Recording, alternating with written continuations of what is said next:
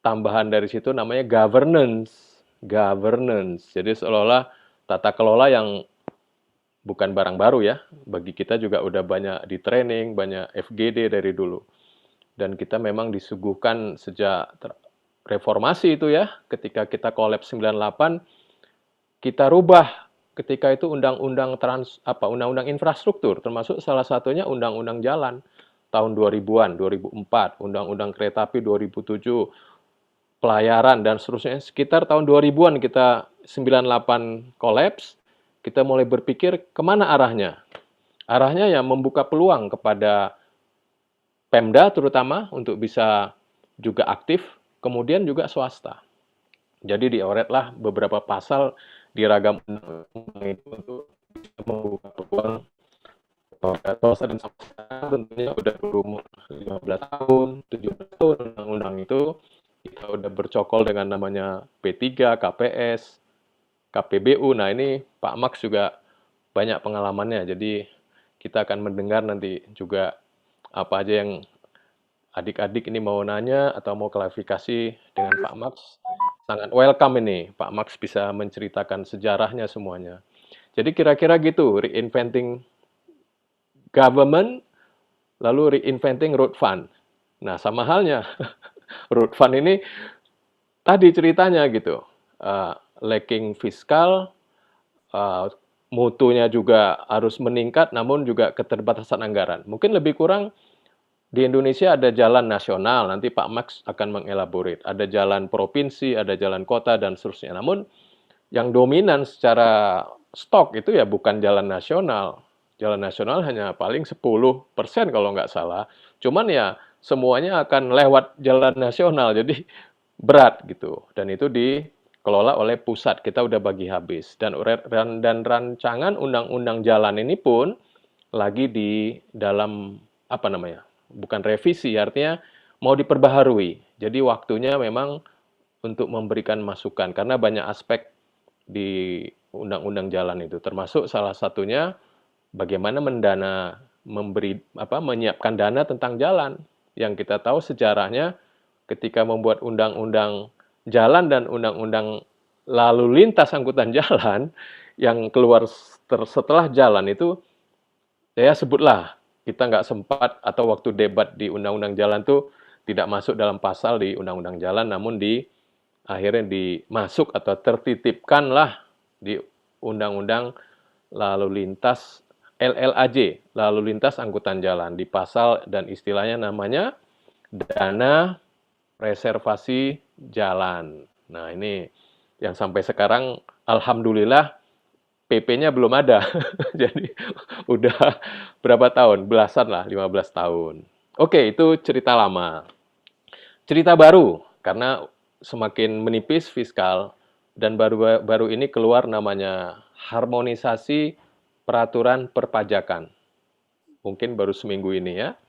Jadi di situ diperkenalkan carbon tax, baik untuk industri dan thus nanti untuk juga transportasi. Artinya siapa yang bakar bensin lebih banyak akan bayar pajak.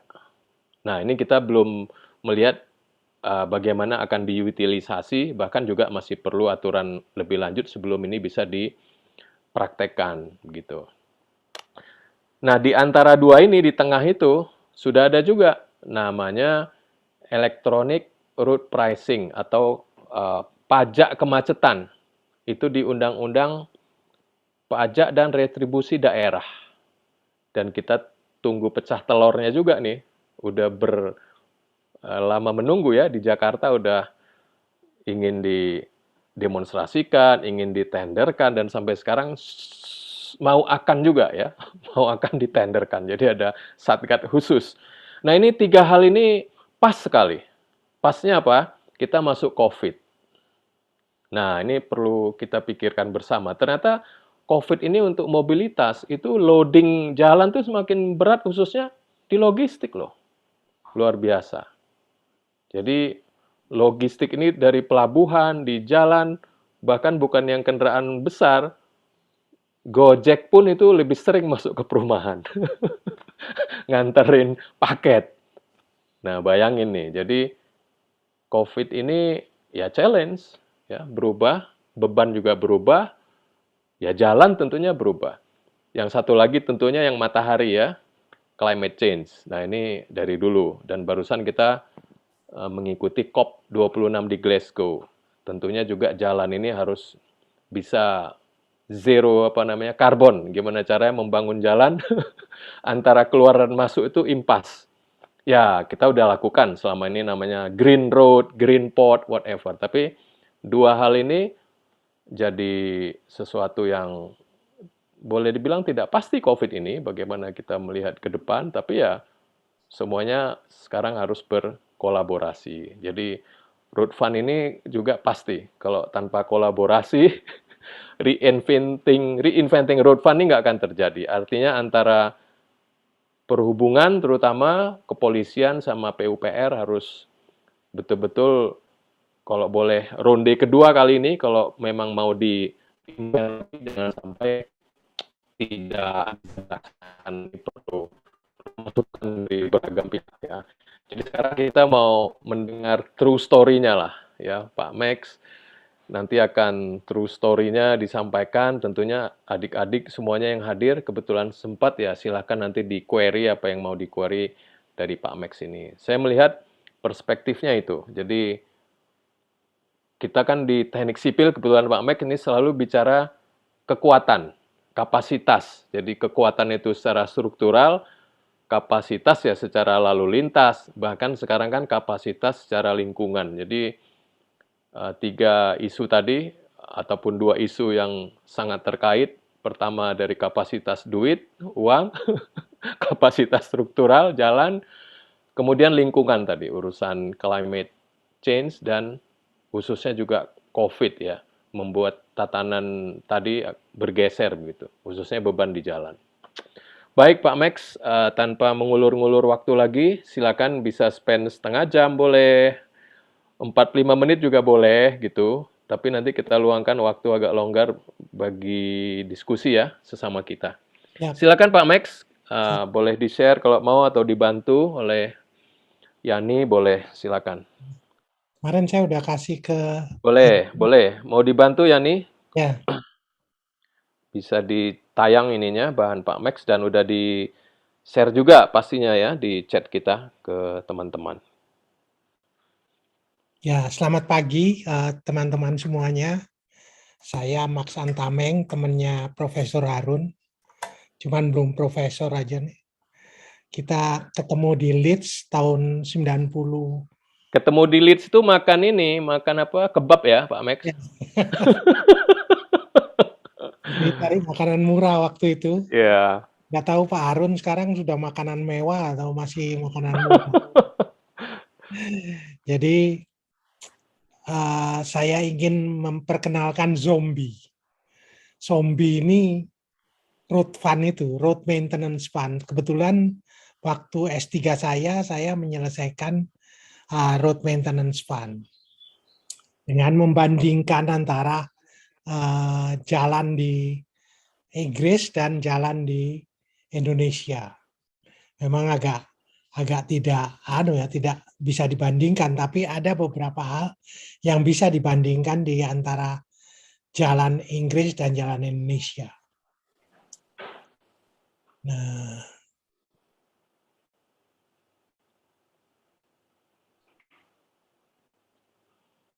ya,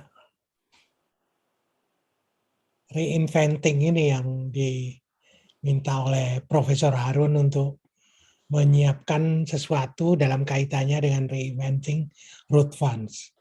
Memang di dalam di dalam reinventing ini kita keluar ya. Yani boleh siap-siap juga kalau udah ketemu. Ini saya coba buka di HP ini mudah-mudahan mulus ya bentar, mestinya mulus. Oke, baik. Nah, Ya, siap. oke. Nah, ini dalam kaitannya dengan pendanaan infrastruktur sebetulnya. Jadi ada 5 pendanaan infrastruktur yang kita kenal. Ada APBN, ada APBD, ada BUMN, BUMD, ada swasta, dan ada kerjasama pemerintah badan usaha. Ini 5 model pembiayaan. Kalau kita bedah lagi, ada pada sumber dana, pada APBN, itu pemerintah pusat yang membiayai, pemerintah daerah, APBD, pemerintah daerah yang membiayai, BUMN ini BUMN sendiri, dapat dana internal, pinjaman, dan PMN. Dan pada swasta, ya swasta yang membiayai, sedangkan KPBU dulu zaman tahun 90-an 2000-an ini terkenal sekali KPBU, dan penyelenggara KPBU ini termasuk di jalan. Terus beda penanggung risiko. Apabila APBN itu adalah pemerintah pusat, APBD pemerintah daerah, BUMN, BUMN, dan lain sebagainya. Orientasi pengusahaan kita lihat kepentingan umum, kemudian keuntungan finansial untuk pihak swasta, kemudian keuntungan finansial untuk KPBU. Sumber dananya udah kelihatan. Dukungan pemerintah dalam hal ini, APBN yang menanggung adalah pendanaan 100% APBN, APBD, kemudian ini di BUMN ini juga APBN, perizinan usaha, pembiayaan bersama. Pengembalian investasi bagaimana? Tidak mengharapkan pengembalian investasi, tidak mengharapkan pengembalian investasi, tarif dikenakan, kemudian tarif juga ini dikenakan, tarif, kemudian kendali pemerintah daerah, dapat dilihat di sini KL, kementerian lembaga, langsung oleh pemerintah daerah, langsung oleh BUMN, dan lain sebagainya. Dan di dalam KPBU kita bagi spektrum KPBU ini dari total swasta terus sampai pada pengadaan tradisional. Pada spektrum swasta ini kelihatan yang paling atas ini semua ditanggung oleh swasta. Sedangkan konsesi itu ada swasta, akhir kontrak, dan ada pengguna akhir. Ini pada tahun 90-an sampai 2000 banyak tulisan atau tulisan skripsi dan lain sebagainya itu mengenai hal ini, ada mengenai BUT, BOO, dan lain sebagainya. Ini ada banyak tulisan. Dan salah satu hal yang menarik di sini adalah AP di sini. Ini AP ini sekarang sedang juga penulisan mengenai AP. Bagaimana AP ini dilakukan dalam hal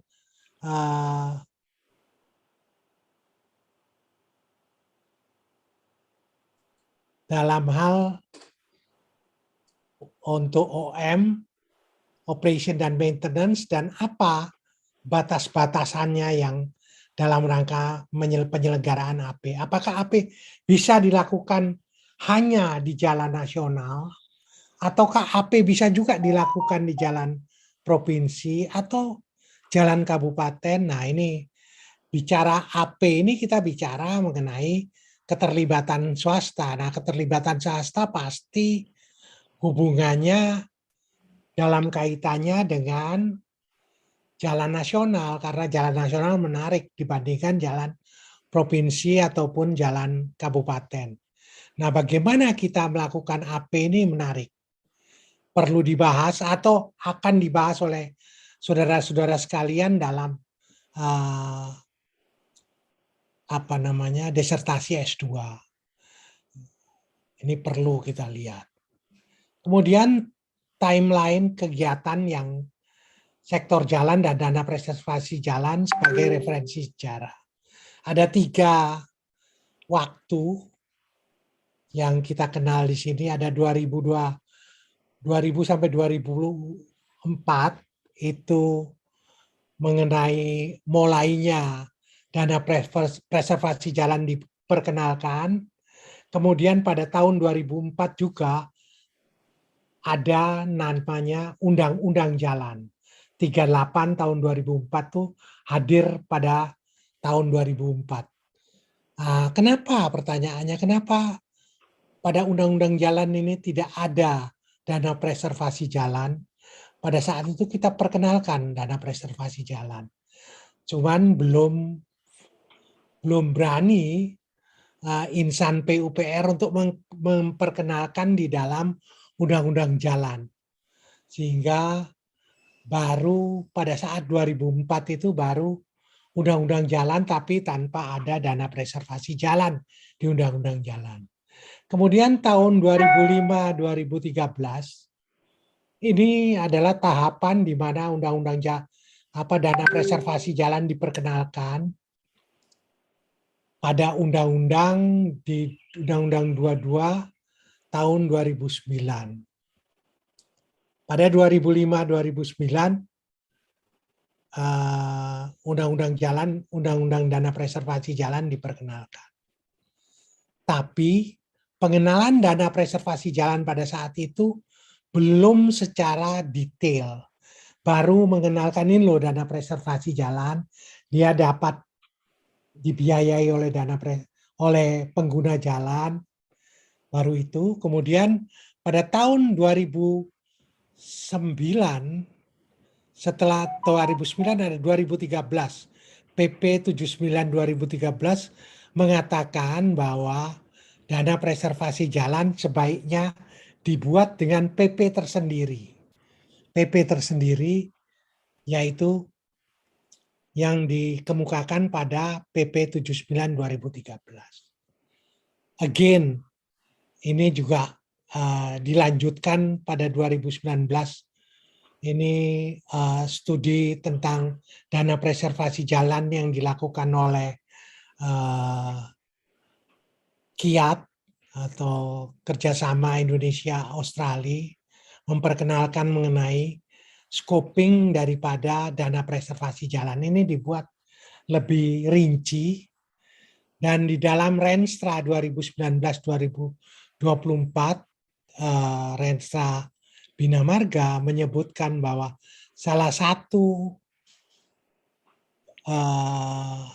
peraturan yang harus dibuat pada tahun 2019-2024 adalah RPP Dana Preservasi Jalan. Ternyata DPR dalam rangka inisiasi DPR, mereka menyebutkan bahwa perlu perubahan Undang-Undang Dana Preservasi Jalan. Dan Undang-Undang Dana Preservasi Jalan itu salah satu hal yang akan detailkan adalah mengenai dana preservasi jalan itu sendiri. Terus, nah kita lihat pembiayaan sektor jalan pada Undang-Undang 28 2009 tentang pajak dan retribusi daerah disebutkan bahwa pajak dan retribusi daerah dalam hal ini adalah PKB 10% untuk dana preservasi jalan. Kemudian ada Undang-Undang 33 2004 tentang perimbangan keuangan antara pemerintah daerah dan pusat, ini disebutkan juga, dan Undang-Undang 17 2003 tentang keuangan negara yang mulai memperkenalkan fee for services. Banyak yang dikenalkan di sini, PKB, PBBKB, BBNKB, dan juga sumber dana lainnya. Ini yang masing-masing mempunyai kekuatan dan kelemahan di sini. Di dalam retribusi BBNKB memang relatif mudah, tetapi masih belum ada di dalam Undang-Undang 22. Undang-Undang 22 belum memasukkan ini. Dalam RPP Dana Preservasi Jalan memang sudah diperkenalkan bahwa ada BBM, ada tarif, ada pajak yang akan diperkenalkan pada RPP Dana Preservasi Jalan. Terus ini kita lihat bahwa dalam Undang-Undang 22 ada 5, paling tidak pasal 29 sampai pasal 32 itu menyebutkan mengenai dana preservasi jalan. Pada pasal 29 naik ke atas sedikit. Ke bawah maksudnya ke bawah. Ke bawah. Masih pada 29 ke atas sedikit. Nah, ini pada pasal 29 disebutkan bahwa pendanaan untuk pemeliharaan jalan itu adalah untuk pemeliharaan rutin, rehabilitasi dan rekonstruksi. Ini suatu hal yang yang sangat besar sekali pengaruhnya karena seluruh pekerjaan jalan itu ada di sini kecuali konstruksi jalan baru. Padahal dalam kaitannya dengan dana, dalam kaitannya dengan yang sudah berlaku pada 72 negara yang sudah melakukan dana preservasi jalan. Dana preservasi jalan sebetulnya hanya untuk pemeliharaan rutin dan pemeliharaan berkala. Bagaimana dengan rehabilitasi dan rekonstruksi? Rehabilitasi dan rekonstruksi masuk di dalam hal yang lain, jadi masuk di dalam pembangunan jalan. Kemudian pada pasal 24 sampai dengan 29 ini masih mengenai dana preservasi jalan, dan kemudian pada pasal 323 dan 373 itu sanksi apabila dana preservasi jalan tidak dilakukan.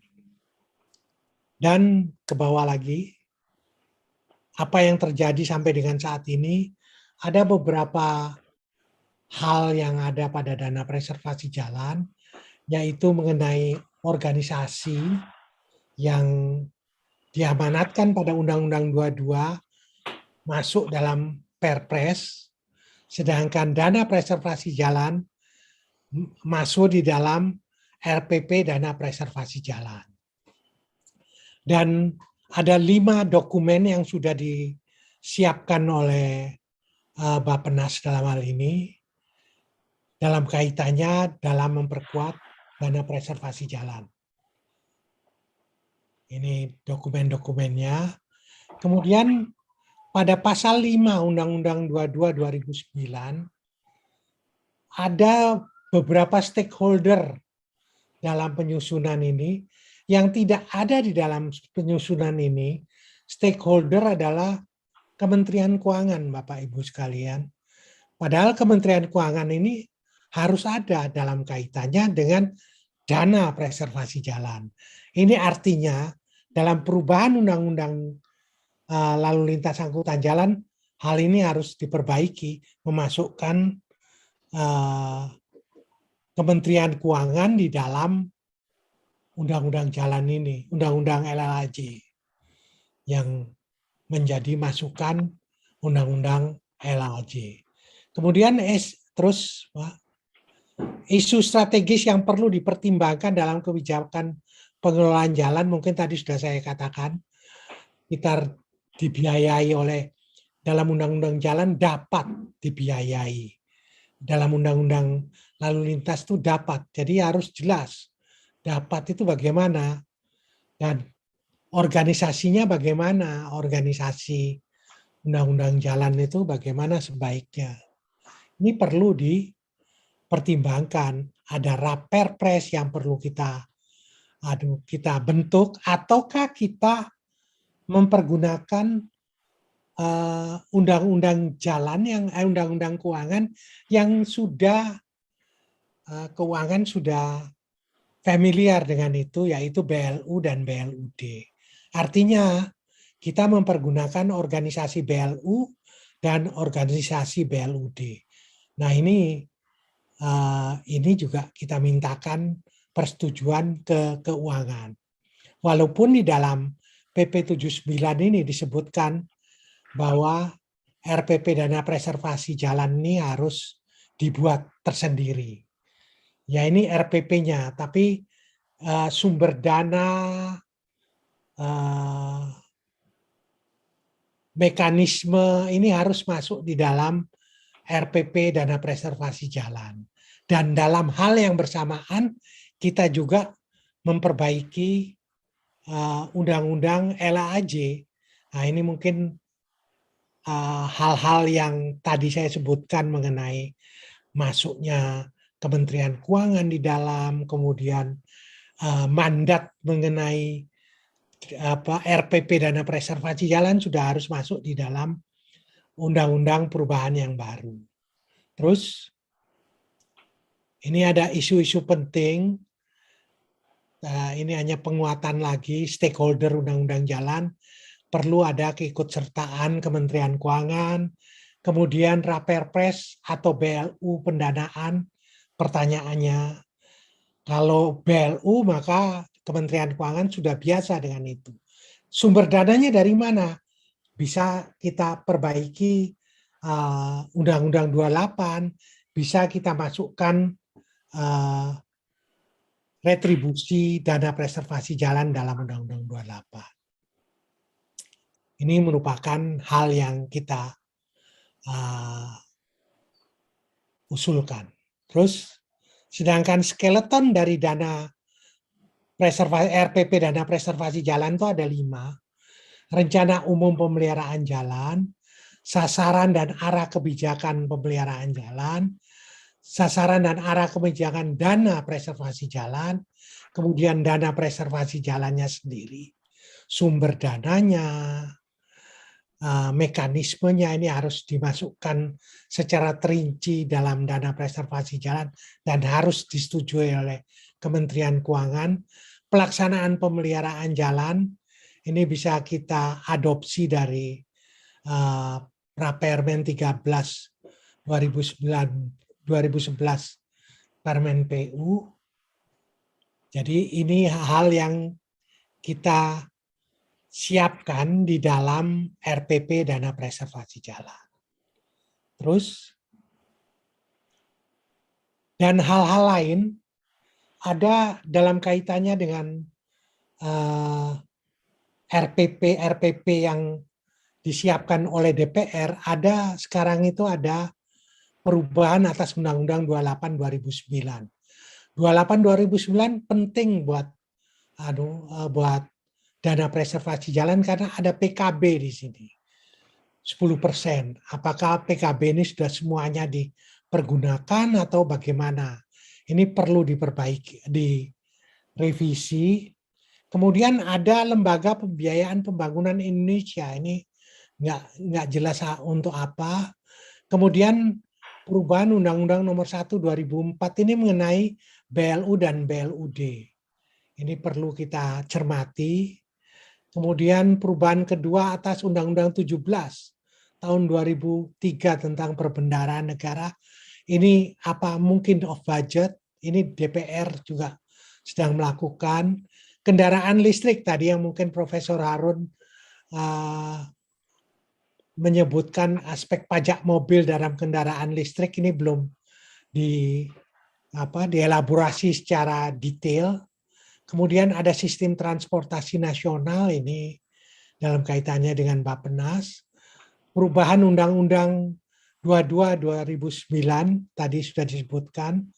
Di dalam Undang-Undang 22 2009 ada 5 hal yang disebutkan untuk diubah dan salah satunya adalah dana preservasi jalan. Diubah itu apakah dihapus ataukah tetap? Nah ini Profesor Harun sebagai bagian biasanya dalam acara di DPR biasanya ada konsultasi dengan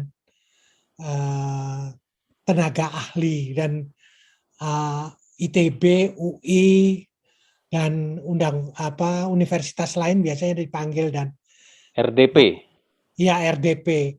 Pada rapat dengar pendapat ya. dengar pendapat Ya. dalam hal sektor jalan, nggak ada yang bicara tentang dana reservasi jalan. Oke lah, dia sudah lewat sekarang. Tapi untuk Undang-Undang 22 dia harus diperkuat. Karena pemanggilan itu kami juga tidak apakah itu berdasarkan apa pemanggilannya itu perlu kita ini kan. Dan sekarang dalam kaitannya dengan undang-undang LAJ itu baru dalam pendaftaran, Pak. Jadi belum sampai harmonisasi. Kalau sudah harmonisasi, barulah kita bicara mengenai DIM dan lain sebagainya. Nah, itu penting kita ya. Dan sebaiknya memang dalam kaitannya dengan ini, Prof. Harun bisa ikut rembuk soal ini karena kelihatannya tidak ada yang melihat ini, malah ada keinginan untuk menghapus dan mengganti dengan dana angkutan yang ada di naskah akademis.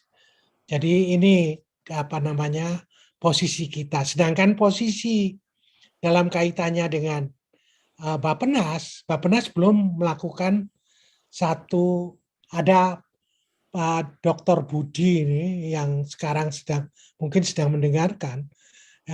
Bappenas sebaiknya juga mulai mempercepat proses ini karena Bappenas punya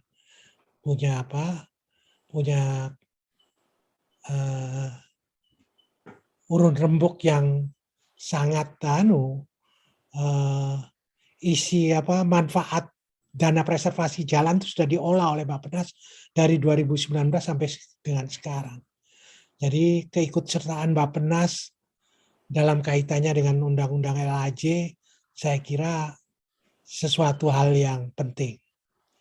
Demikian Bapak Ibu sekalian paparan dari saya. Ada beberapa hal yang mungkin menjadi masukan bagaimana kita dalam kaitannya dengan tesis teman-teman sekalian, apakah membandingkan AP dengan dana preservasi jalan, mana yang bisa dipergunakan untuk jalan negara, jalan nasional, mana yang bisa dipergunakan untuk jalan provinsi, terus bagaimana hal-hal lain mengenai pendanaan yang perlu didetailkan. Saya kira demikian dari saya, Profesor Harun. Terima kasih. Terima kasih Pak Max. Ini tadi kita lanjut-lanjut aja. Saya juga nggak ngelihat ada beberapa dosen yang hadir, Pak Rudi. Kemudian tadi ada Pak Budi ya, Pak Budi Dayat yang jaga gawang di Bappenas. Ada abang saya nih, Ignes dari arsitek. Ini Pak Ignes nih Dirut Sinarmas nih, juga tertarik dengar ini Pak Max. Mungkin ada pertanyaan juga nanti dari Kadin beliau. Mungkin yang lain saya belum sempat sapa ini. Nah, kita sih longgar waktunya ya. Longgar, kita bisa sampai menjelang azan kita bubar lah ya. Kira-kira ya lumayan lah 1 jam lebih dikit ya, bisa 1 jam cukup. Kalau kecuali nanti mau lebih detail, Pak Max bolehlah share ininya kan, biar dikontak adik-adik nanti lebih lanjut. Nah, monggo nih, saya nggak mau nunjuk, tapi silakan deliberate aja. Tapi kita udah mendengar tadi ada ide lama yang saya sebut tadi reinventing ya. Sayang kalau tidak dijemput bolanya. Kalau teman-teman memang ada yang mengikuti, apakah memang ini udah off pintunya lewat undang-undang jalan, artinya memang udah tertutup. Memang ya yang sebut Pak Max tadi ya, harus diperjuangkan lewat undang-undang lalu lintas ya. Lalu lintas angkutan jalan. Namun kan tetap pro kon juga gitu ya, karena ada hal-hal lain yang baru muncul seperti carbon tax ya, dalam konteks climate ya, kemudian Jakarta dalam konteks lalu lintas, barangkali masalah ERP. Tapi Pak Max, sebetulnya yang kita bahas ini kan aset aja ya. Aset semuanya kembali ke negara. Baik itu aset yang memang barang milik negara ini, jalan, walaupun dibagi habis sesuai hierarkinya ya ke Pemda beberapa. Kemudian juga jalan tol. Tadi ada pintu masuk semangat namanya buy the service ya Pak Max ya. Nah, Nah, sebetulnya ini kan tadi yang dibilang George Osborne itu memang memanage aset ini dari pihak publik dalam arti pemerintah harus lebih ke semangat korporatisasi, barangkali kan gitu, lebih terukur, by the service seperti itu yang juga sudah dilakukan di angkutan umum. Bahkan Pak Max, kita di ITB juga udah diperlakukan yang sama, menjadi badan perguruan tinggi tapi nggak disebut badan usaha. Kita not for profit kan, tapi ya, sama semangatnya, diberi otonom, silakan bergerak, tapi nggak boleh not for profit. Ya nggak apa, harus not for profit. Jadi semangatnya sama. Nah, jalan di mana-mana kita tahu memang ya dikorporatisasi, walaupun dia badan publik. Tadi Pak Max sudah sebut, Badan Layanan Umum itu satu. Angkutan umum di Jakarta PT Pak Max, perusahaan iya. terbatas ya. Itu lebih derajatnya lebih tinggi. Nah, saya melihat ini pertanyaan basic lah mungkin sebelum teman-teman nanya. Kenapa kita melihat aset-aset jalan ini tidak seperti itu kan? Jalan tol ya udah pasti karena ada badan usaha ya. Lalu ada badan pengatur. Kenapa jalan ini sangat sentralistik sekali? Kenapa nggak jadi balai-balai ini jadi PT aja, balai-balai ini jadi PT, perusahaan terbatas. Atau memang kalau nggak sanggup ya BLU. Tapi BLU dan PT sebetulnya yang penting kan tadi masalah transparansi, masalah efektivitas dari pengerjaan atau titipan pajak ya. Untuk tadi yang kita sebut ada dana-dana preservasi itu. Ini satu pertanyaan, kenapa kok sejarahnya kita agak lambat di mengkorporatisasi aset-aset jalan? Semangat manajemennya juga. Kenapa selalu gedungnya tinggi, jalan murah, besar. Saya dulu waktu habis kuliah Max juga mau daftar ke sana. Teman-teman saya banyak loh. Sekarang udah pada pensiun tentunya. Ini salah satunya Pak Budi yang di Bappenas. Umumnya banyak kita ke sana dan memang luar biasa SDM-nya kita ketahui mengurusi aspal hitam gitu ya. Sementara kan jalan tadi kita lihat terkait dengan lalu lintas angkutan jalan, terkait keuangan, terkait dengan polisi juga gitu ya. Nah, saya lihat masalah apa ini funding ini, masalah jalan ataupun road fund, ini kelihatannya memang apa namanya ya, menjadi isu lintas sektor. Apalagi kerusakan jalan kita sering dengar ada over dimension, overloading, berputar terus gitu kan isunya dan selalu akhirnya lintas juga. Kenapa sih nggak digabung aja gitu? Jadi nggak ada alasan Bina Marga melempar ke perhubungan urusan misalnya dana preservasi ataupun juga masalah loading ke polisi.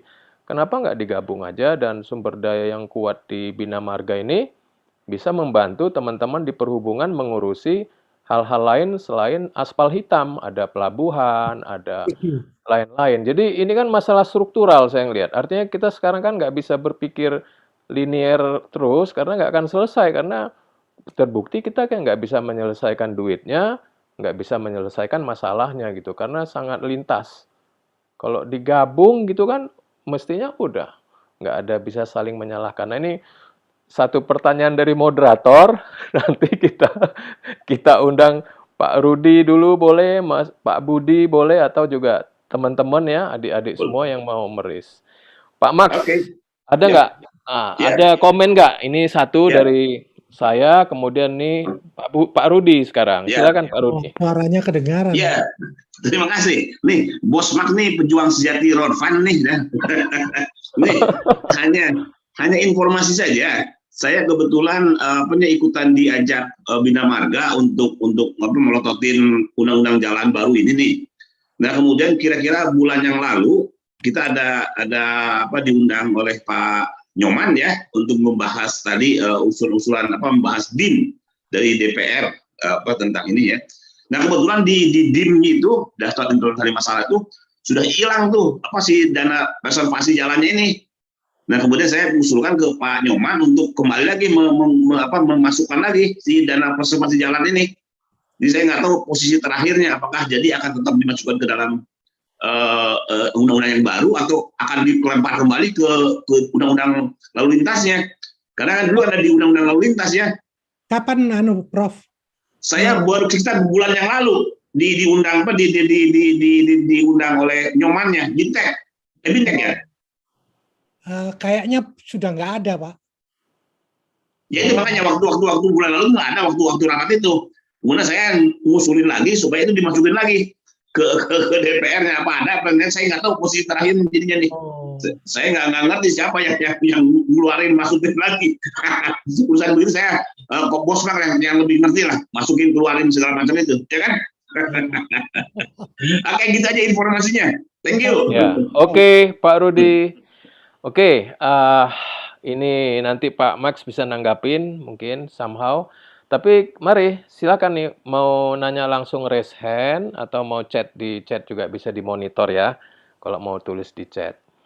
Mungkin sambil nunggu kalau belum ada, silakan Pak Max. Tadi ada masalah korporatisasi dan semangat by the service ini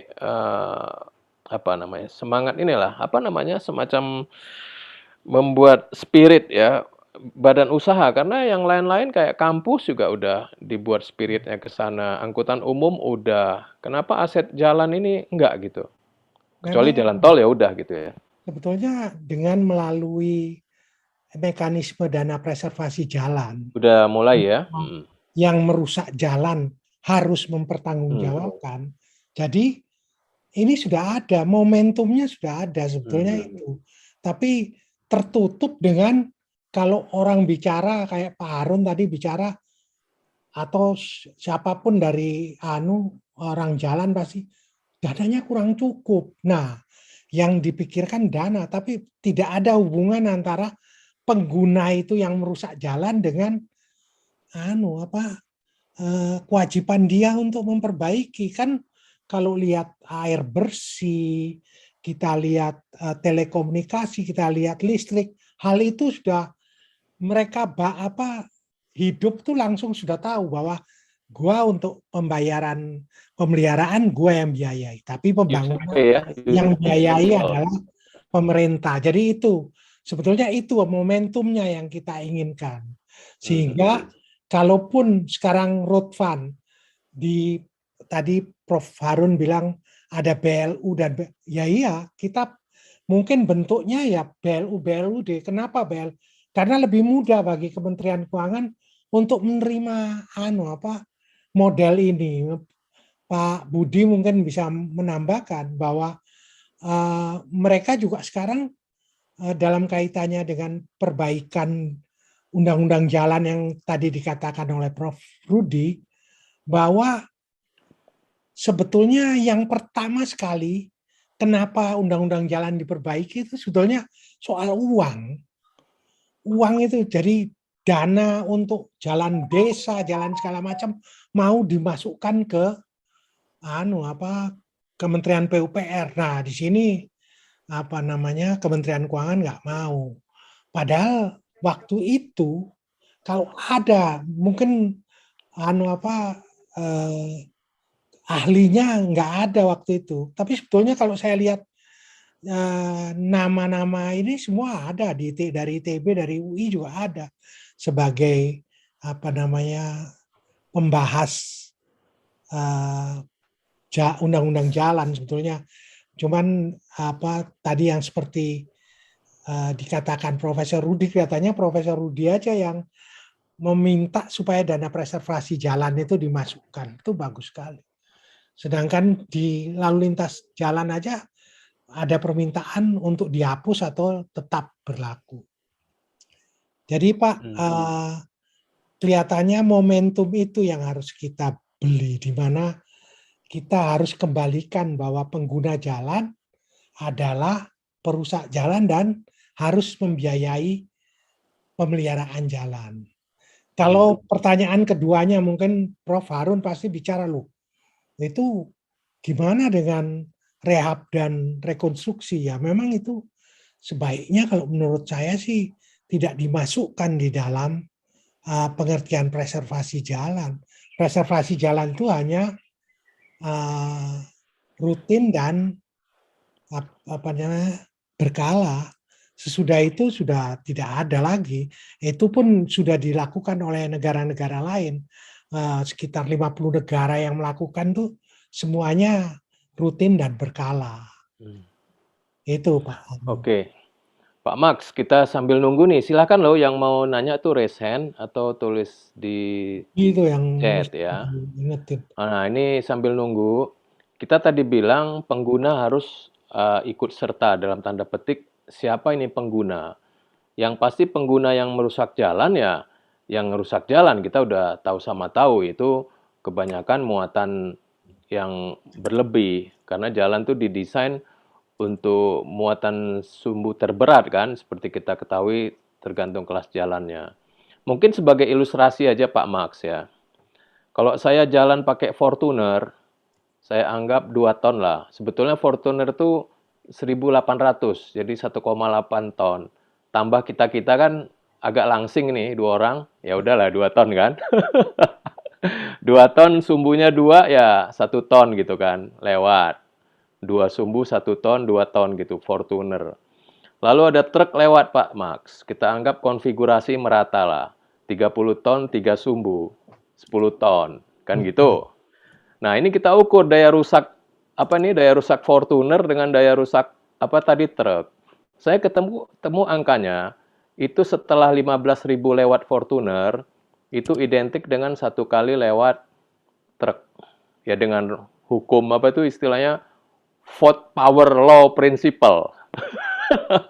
Jadi pengguna Fortuner ini apa memang nggak usah dipajak atau truk aja yang dipajak? Karena lewat 15.000 kali Fortuner baru identik dengan 1 kali lewat 30 ton truk. Nah, ini yang akan komplikasi dengan tadi yang carbon tax itu. Ya. Carbon tax itu mulai nanti, walaupun belum tentu bisa langsung diimplementasi karena harus ada RPP juga tentang memajak. Mungkin gampangnya ya lewat bahan bakar yang dia beli. Kembali juga yang road fund juga berpikir kan tetap bahan bakar yang dibeli juga ditambahin ekstra earmark atau levy kan gitu. Nah, ini jadi pertanyaan kita, penggunanya ini siapa tadi? Apakah Fortuner juga ikut nyumbang atau yang berat-berat itu lebih dibuat rumus lagi yang Sebetulnya berat. Nah, sebetulnya Prof ya. apa namanya akibat dari kenaikan barang karena jalan rusak itu dirasakan oleh semua.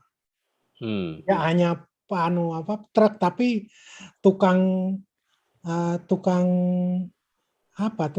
pasar, orang di pasar itu juga terkena imbasnya terhadap kenaikan barang itu, walaupun dia tidak mempergunakan jalan.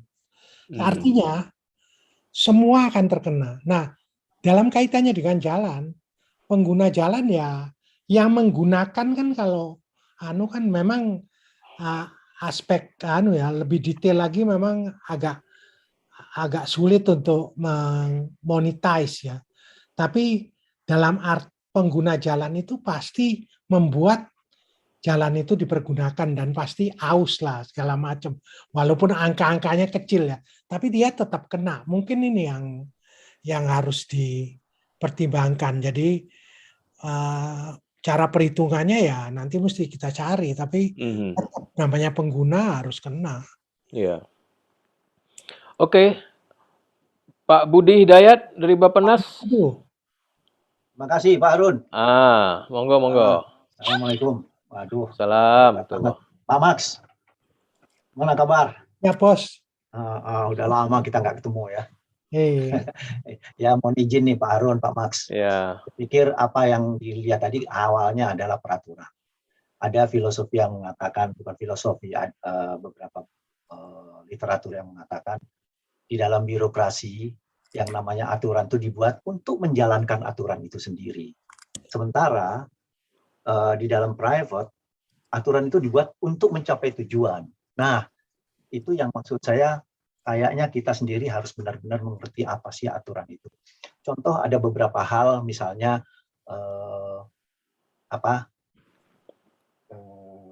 aturan di dalam undang-undang lalu lintas jalan kalau nggak salah itu disebutkan bahwa hari libur 8 pokoknya mereka bekerja hanya 8 jam sehari, tapi tidak disebutkan liburnya berapa jam. Nah, ini kan juga akhirnya ya sudah dipakai saja. Nah, hal-hal seperti ini. Nah, di beberapa hal seperti yang tadi Pak Max bilang ya, ini nanti saya ke Makassar juga, masalahnya adalah microfinance untuk air minum. Nah, saya belum lihat memang untuk jalan, makanya sekarang sedang terus digodok gimana sih road fund itu seharusnya. Kalau tadi di Inggris bilang dari tax-nya aja berapa persen? 70% ya kalau nggak salah ya.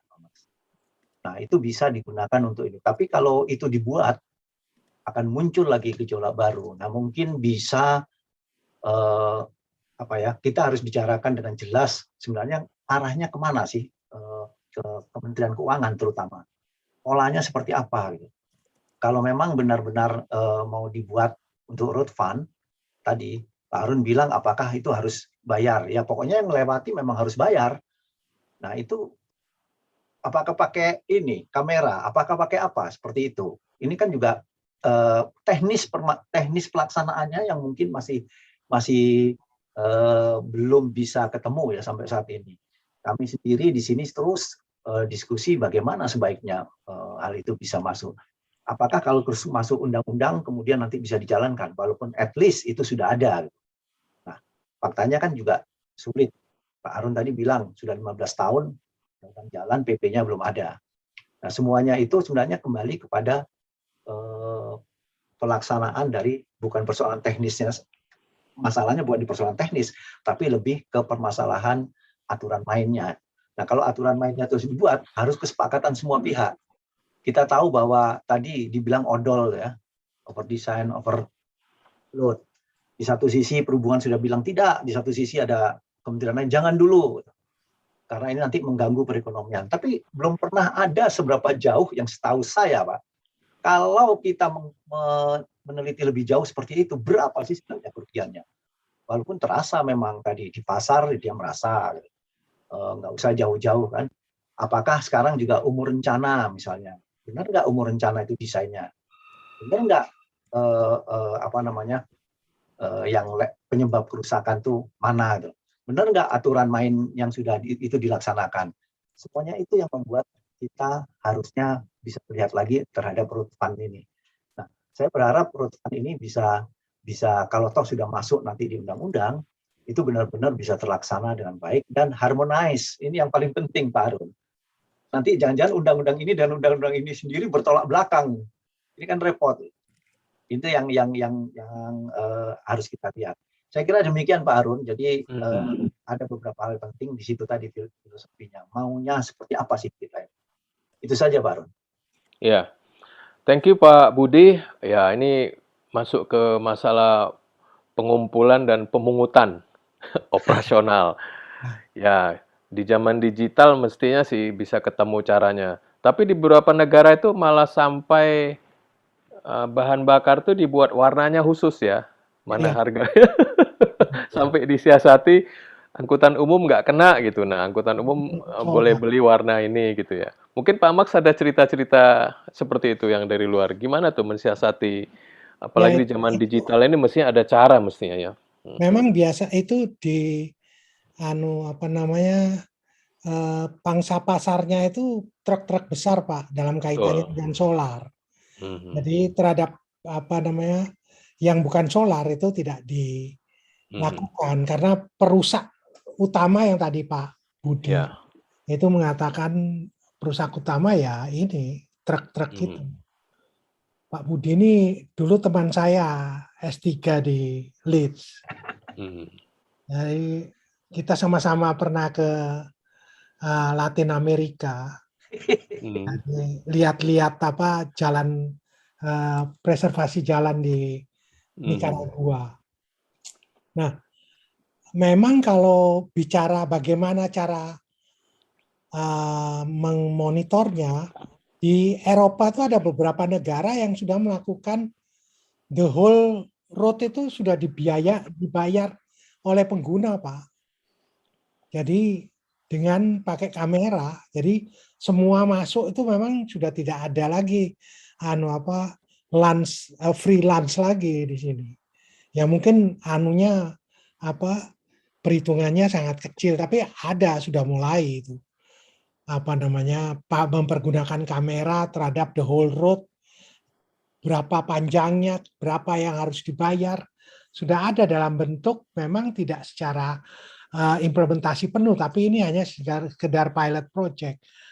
Ini cukup menarik gitu. Jadi bagaimanapun juga IT nanti akan masuk juga ke jalan sehingga hal-hal yang demikian dapat dijadikan solusi gitu, Pak. Cuman yang masalahnya sekarang adalah bagaimana kita meyakinkan masyarakat untuk mempertemukan kalau kamu mempergunakan jalan, ya kamu bayar pemeliharaan jalan. Bukan kalau teman-teman di PU pasti, oh ini duitnya kurang nih, nggak kurang. Nah, kalau soal duit kurang, pasti Kementerian Keuangan tidak akan, ini mungkin Pak Budi lebih tahu banget, tidak akan mau menerima alasan itu. Kalau alasannya adalah bagaimana kita seperti air bersih, seperti itu mungkin masih bisa diterima. Memang pertanyaan berikutnya adalah, oke, kita biayai atau kita akomodasi ini. Tapi kalau yang untuk rehabilitasi sama rekonstruksi, siapa yang bayar? Nah, ini bukan masalah itu. Yang masalahnya adalah pokoknya pemeliharaan kamu bayar dulu. Nanti kita adakan satu IRMS model lah. Pokoknya yang tidak terlalu penting mungkin dibiarkan rusak sampai 60%. Yang penting harus dijaga, kayak gitulah anunya. Itu kan teknis saja, Pak. Demikian. Iya, Pak Max, juga saya melihat alasan carbon tax itu muncul itu alasannya polluters pay principle. Lalu kalau kita kembali ke road fund, tadi yang membuat rusak lebih bayar, artinya who damage pay. Lalu juga prinsip umum road pricing kan kita mengetahui masalah iklim juga lah, walaupun proksinya macam-macam. Yang biasa umumnya kayak air dan lain-lain kita ketahui itu prinsipnya user pay principle. Jadi sebetulnya road fund ini ada di beberapa tempat, user pay ada, damage ada. Artinya alasannya ini lebih banyak ketimbang polluter pay principle yang cuma satu. Tapi kenapa ini kok udah mulai lama nggak goal-goal, ini belum lama loh bergerak. Polluter pay principle nih langsung goal di undang-undang itu, harmonisasi peraturan perpajakan, walaupun masih perlu RPP. Walaupun goal tetap perlu di undang-undang lalu lintas dan jalan. Tidak sampai bisa diformulasi sampai tadi ya, udah berapa tahun? Berarti udah 16 tahun ya, udah 16 tahun apa 15 tahun ini di undang-undang LAJ. Kalau tadi asumsi kita betul, seolah-olah ya udah deh, Bina Marga atau teman-teman PUPR yang mengawasi undang-undang jalan ini, ya udah lempar lagi aja lah ke sana. Saya pikir itu sangat menghindari bukan tanggung jawab ya, artinya berat untuk memformulasi lebih lanjut. Padahal persoalannya nyata gitu. Memang sekarang kondisi fiskal kita sangat kurang, sehingga perlu ada ekstensifikasi apapun yang udah diupayakan pemerintah ya. Padahal yang ini kan agak dekat ini, sangat sangat beralasan gitu. Kalau yang di dalam perkotaan kita ngerti satu lagi yang uang-uang terbang di udara yang land value captured. Ini juga kan masih belum berhasil. Jadi kenapa untuk meyakinkan publik untuk hal-hal yang sebetulnya fair? Ini kan fair. Yang membuat rusak lebih berat ya bayar dong. Kan wajar kan gitu ya. Lalu yang tadi pemerintah bangun ini bangun itu, yang nikmati harga tanah naik dan sewa kos dan sewa kantornya naik, di luar PBB dia nggak ikut nyumbang. Itu juga alasan, bagi dong benefitnya land value capture. Jadi sangat rasional sebetulnya. Jadi saya pikir upaya Sosialisasinya kurang, Prof. ya, ya jadi upaya yang dilakukan kayak climate change, mengglobal ini, kayaknya ya perlu ditiru gimana caranya, padahal ini lebih konkret gitu alasannya. Kok nggak bisa diyakinkan secara publik apa secara public sphere gitu. Toh juga ada dewannya, ada birokrasinya gitu kan. Iya, Ada Bappenasnya. Masyarakat sebetulnya kan nggak juga menentang-menentang kan, asalkan tadi dibilang Pak Budi, pasti ditemukanlah caranya. Jadi ini masih terus terang loh. Saya pikir sayang kalau gelombang revisi undang-undang apapun lah, kalaupun masih miss undang-undang jalan, tadi di undang-undang lalu lintas jalan mestinya lebih disofistikasi untuk follow up-nya. Jangan kalau hilang, waduh, betul. wah berat, fiskal kita makin berat. Apalagi sekarang beban loading kendaraan berat, terus terang ya, lepas dari masalah enforcement, ini volumenya bakal melonjak terus nih, logistik. Ya, semakin. Ah. Monggo, siapa nih yang mau raise hand? Langsung aja. Jangan malu-malu. Ayo. Dava, mana Dava nih? Ini adik-adik nih kalau nggak ditagih dia nggak nanya dia. Dava ini kamu kan tinggal di Kalimantan ya. Saya yakin di sana persoalan overloading dan lain-lain juga sangat luar biasa ya di daerah-daerah tambang itu. Bagaimana Pemda apakah nggak ada resolusi seperti itu? Bagaimana komplain Pemda, komplain para tracking gitu ya? Apa jalan-jalan tambang ini jalan-jalan khusus dibuat di sana? Coba. Kalau kondisi lapangan realnya Pak, kalau di Samarinda itu kan tambang itu di sekitarannya Pak ya, di Kutai Lama atau di Tenggarong. Jadi di Samarinda di pusat, pinggir-pinggir kotanya itu banyak tambang-tambangnya. Nah, kalau di Samarinda itu perihal overloading malah ini Pak, apa ya, kayak saya nggak mau menyebut kesalahan dari pemerintah atau tidak, tapi tutup mata soalnya ini jalan-jalan arteri yang seharusnya dilewati oleh kendaraan-kendaraan, misalnya arteri tengah kota gitu Pak, itu digunakan oleh ini dilepaskan aja gitu, diperbolehkan oleh kendaraan-kendaraan truk yang mengangkut batu bara. Jadi batu bara yang misalnya di pinggir-pinggir kota itu biasanya kan pakai jeti Pak ya, loading di jeti masuk ke kapal, kapal pergi ke STS untuk setor tambang batu bara. Nah, untuk yang di dalam kota, yang lewat dalam kota yang misalnya dia aksesnya tidak di pinggir Sungai Mahakam atau pinggir Sungai Karangmumus yang bisa memasukkan batu bara ke dalam jeti. Jadi ada beberapa tambang yang harus lewat jalur darat. Itu kayak diperbolehkan aja gitu Pak untuk melewatin jalan-jalan ini yang seharusnya dipergunakan oleh rakyat yang di dalam tengah kota gitu. Jadi kayak ada beberapa yang dibuat jalan baru seperti ring road itu yang harusnya digunakan untuk sirkulasi kendaraan logistik itu hampir rusak, bukan hampir rusak, sudah rusak dan ada yang terputus di beberapa segmen, dan itu utamanya dikarenakan ini loading profilnya itu mayoritas kendaraan batu bara yang setiap hari lewat situ Pak. Jadi apa ya, untuk masalah concern terhadap loading profile kendaraan batu bara, pengangkut batu bara itu kalau di Samarinda nyatanya di lapangan minim concernnya Pak. Termasuk jalan kota juga kena imbas ya? Iya, tentu saja Pak, karena kalau jalan pinggir jasa saja sudah yang seharusnya digunakan untuk merefokus menjebarkan beban kendaraan di dalam kota aja sudah putus, ya berarti secara tidak langsung ya di tengah kotanya jadi putus lagi, tidak bisa memanfaatkan fasilitas yang sudah dibuat oleh pemerintah gitu. Jadi kamu sebagai pengendara kendaraan merasakan sehari-hari itu ya? Artinya mungkin bernegosiasi dengan lobang atau apa di kota sana? Tentu, Pak, tentu. Itu jadi setiap Oh, hari itu jadi makanan hari-harinya warga sini, Pak. Jadi oke. masalah lobang. Jadi bahkan warga-warga sini yang sering berinisiatif sendiri kayak memperbaiki jalan, bahkan ada yang sampai memasang palang, tapi kembali lagi setelah dipasang palang, tidak tahu di belakang ada negosiasi antara pemilik perusahaan tambang dengan orang yang berwenang, itu kadang dilepas lagi oleh pemerintah palang-palang pembatas tinggi kendaraan Hmm, agar yang tidak membatasi load profile dari kendaraan tambang gitu, Pak. ya.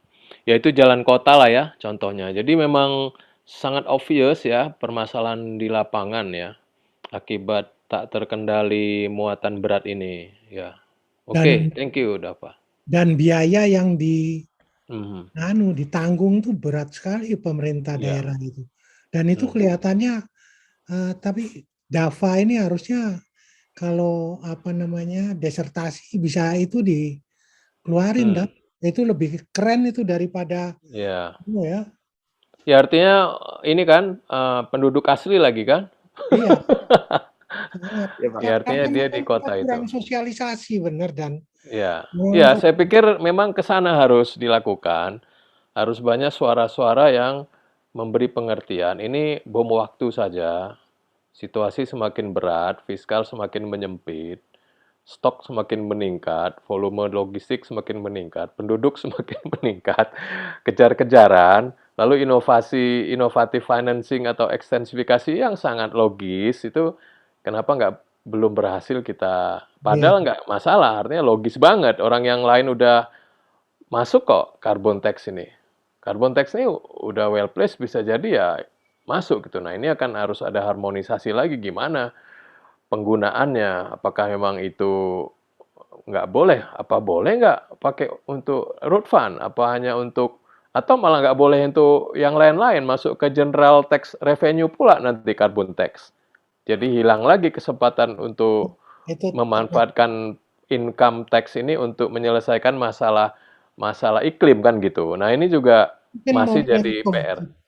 Ini mungkin ya Pak Prof. Iya, Ini masalahnya memang karbon tax segala itu bisa untuk dukungan juga ini untuk betul, betul makanya kan tinggal digitalisasi. Jadi konsensus.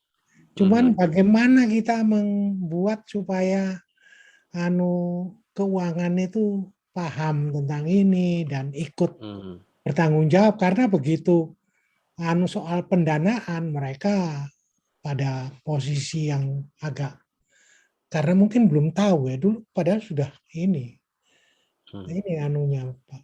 Jadi sebetulnya Ya, pertemuan antara Kementerian Keuangan dan dengan PUPR pada saat yang lalu kan itu soal keuangan, soal uang yang orang keuangan tidak mau seluruh anggaran masuk ke PUPR.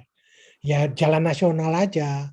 Sehingga ada keributan kalau nggak salah, bukan keributan, maksudnya uh, beda pendapat tentang itu. Nah, sebetulnya pada saat itu ya PUPR tuh mungkin maaf nih ini mungkin psikologinya aja ya.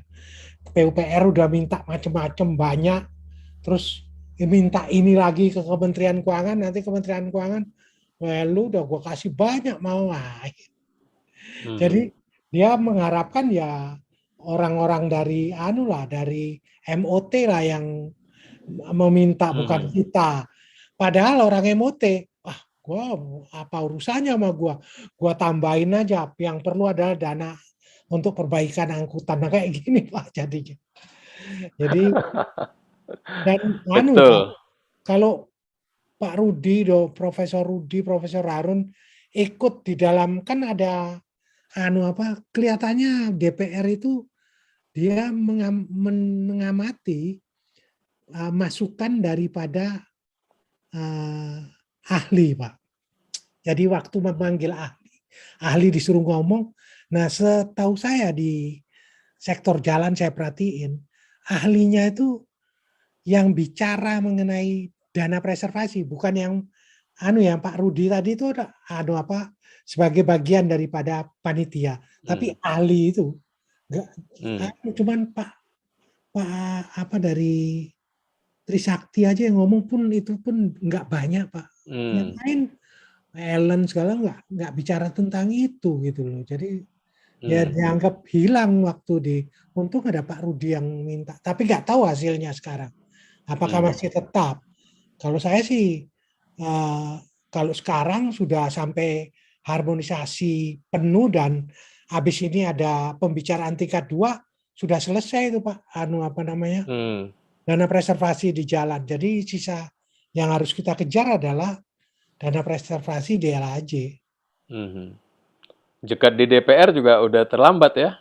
Mungkin. Belum Pak. Oke. Karena pemanggilan bapak-bapak dipanggil oleh DPR itu belum dipanggil. Untuk jalan apa LAJ? LAJ. Oh LAJ oke, open lah masih.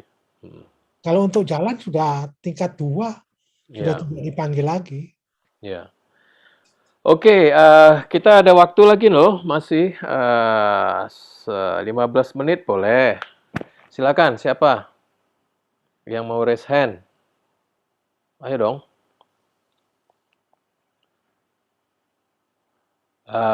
Iya, kita kan selalu mengatakan gitu, karena uang kita kurang, kita perlu ambil uang dari dalam tanda petik ya masyarakat. Bahkan membangun jalan tol, kita juga punya alasan pintu masuk yang sama untuk mengatakan, ayo kita bangun jalan tol ya, yang lewat bayar, gitu. Nah sekarang kan nggak ada bedanya, ini jalan, tapi kurang dipelihara, uang kurang. Ya, sebetulnya logikanya linear ya. Oke, silakan Diki. Diki mau bertanya nih, silakan Diki. Coba sebut namanya dan apa ininya dari prodi apa gitu. Ya, izin Prof. Ini, saya Diki dari kebetulan bimbingan Prof. Harun di S3 Rektrans. Ya, izin Prof. mau tanya, mau diskusi Prof. Mungkin kalau yang disebut skema KPBU apa sama dengan yang sebetulnya prinsip private public partnership itu Prof. Lalu untuk di Indonesia sendiri skema KPBU kan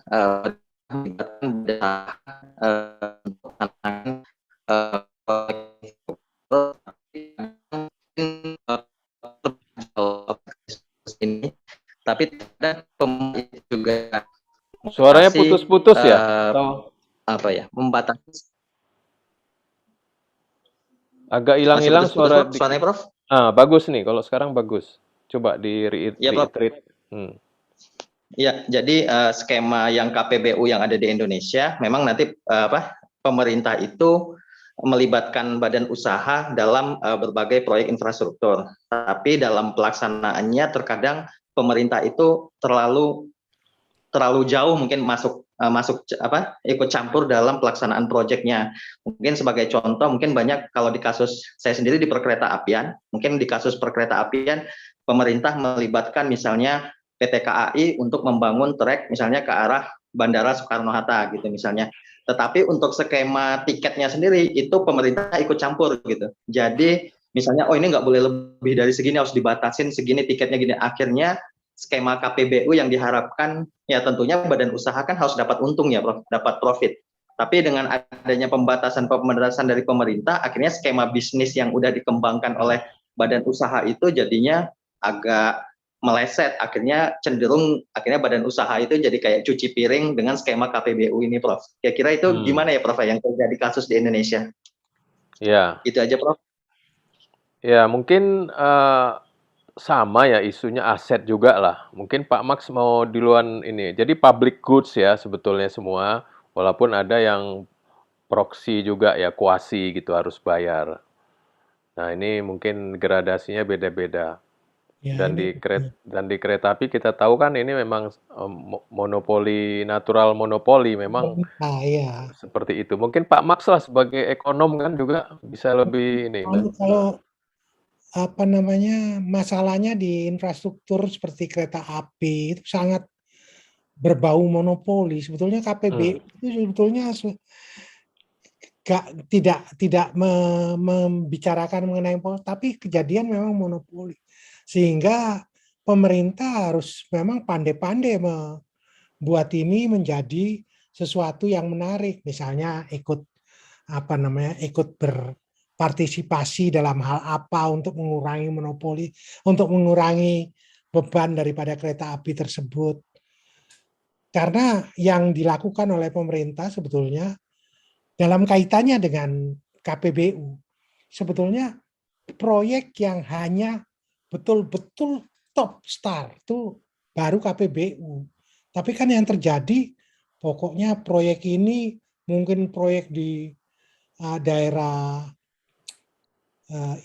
Papua dimasukkan KPBU kan nggak, anunya pun agak sulit gitu loh. Jadi prinsip-prinsip KPBU itu sudah dilanggar juga. Pokoknya jadi dulu KPBU, oke, berapa bisanya nanti ditambal dengan pemerintah. Terus gimana anunya?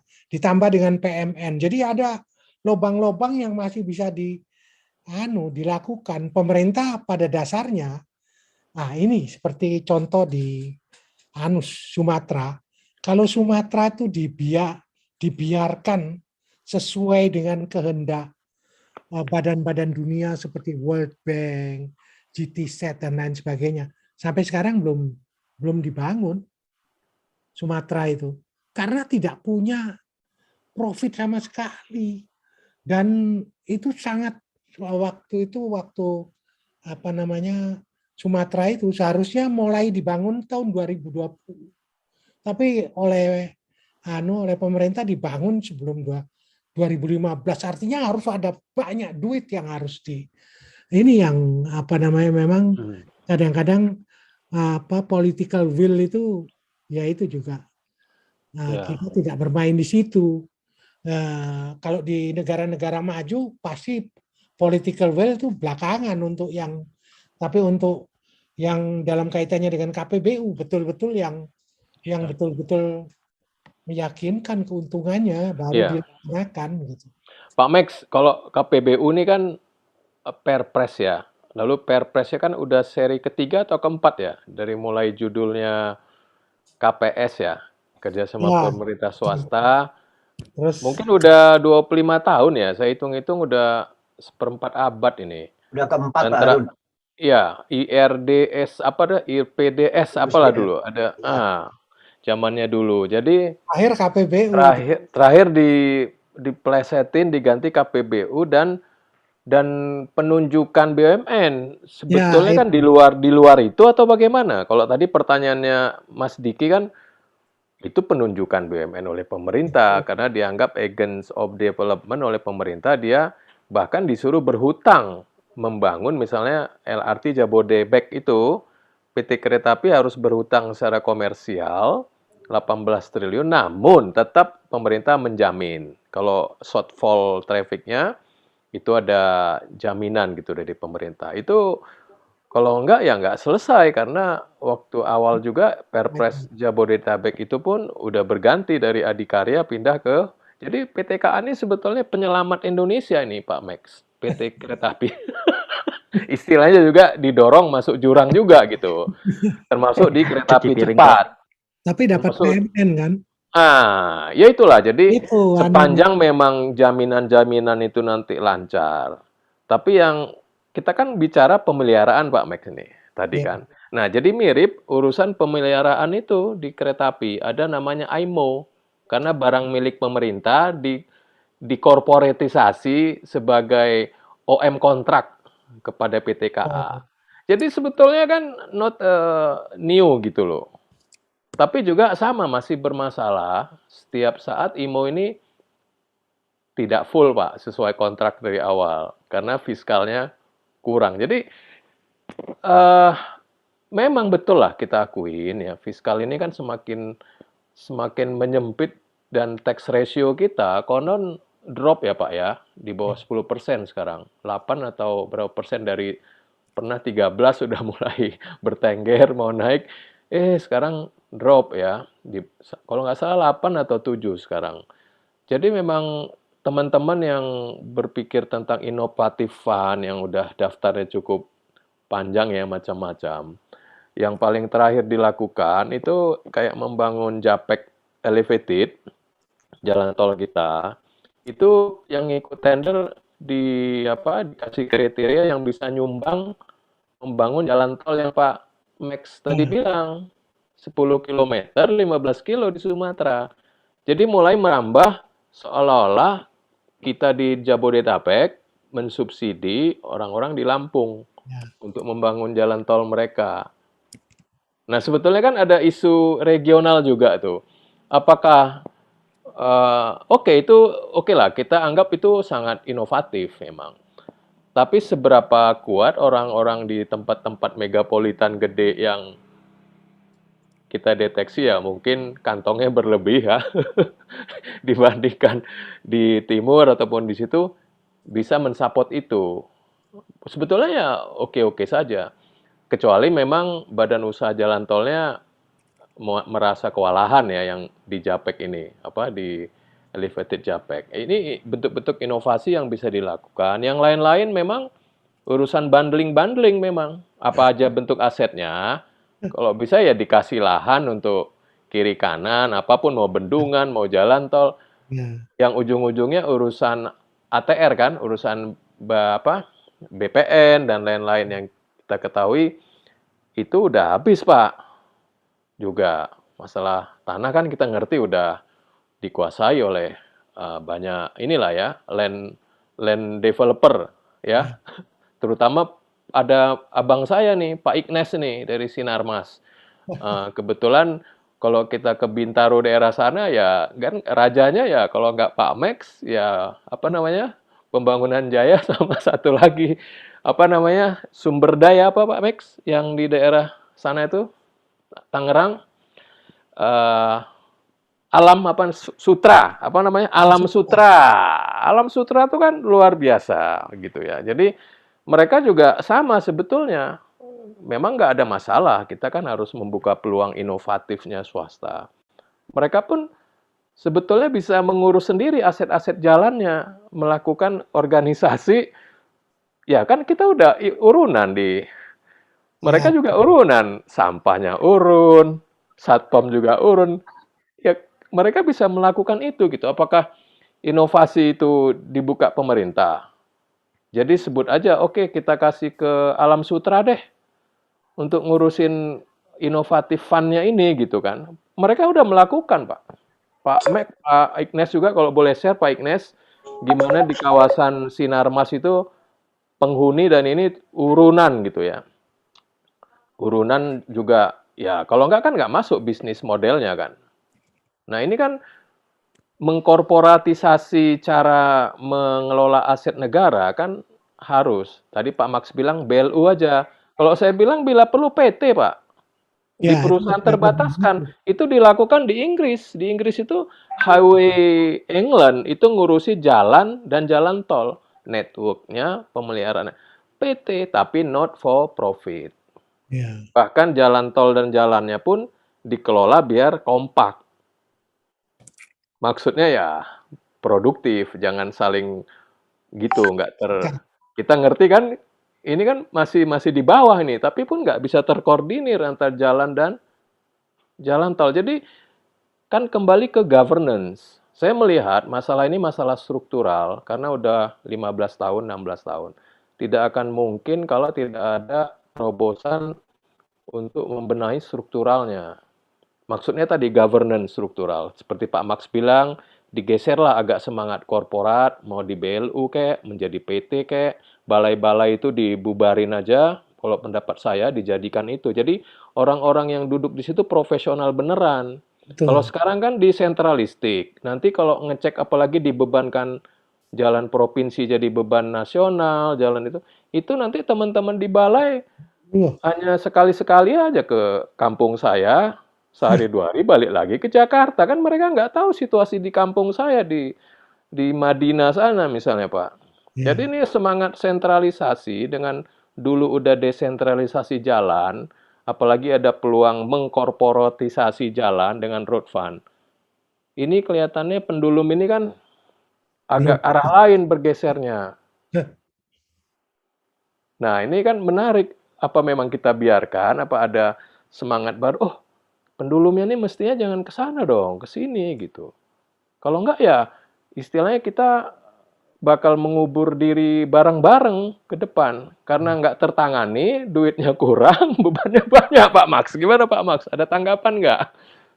Iya betul Pak. Ini saya kira Ah, hal yang perlu betul-betul eh, kesepakatan antar pemerintah dalam hal ini. Karena semua kalau begitu soal dana gampang orang iya. dari PU itu langsung minta keuangan aja. Nah, itu yang Hmm, memang sekarang sudah mulai sih. Tapi dalam oke. kaitannya dengan pemeliharaan itu perlu Iya. ada satu statement politis bahwa ini penting dan akan menyebabkan kalau tidak dipelihara akan menyebabkan Iya. Pak Max, ini Pak Ignes dari Sinarmas udah angkat tangan Pak Max. Ini kan silakan. dia semangat korporatisasinya gede. Itu Artinya penting ini kita value belajar. kan. Bagaimana mereka melakukan hal itu gitu. Mungkin kita dengar deh dari Pak Ignes, silakan Mas. Silakan Pak Ignes. Pak Ignes, monggo. Pak, Yo, silakan. Suaranya kurang kenceng. Belum dibuka kali ya? Kok suaranya? Waalaikumsalam. Siang, silakan Mas. Ya, ya, agak-agak putus suaranya.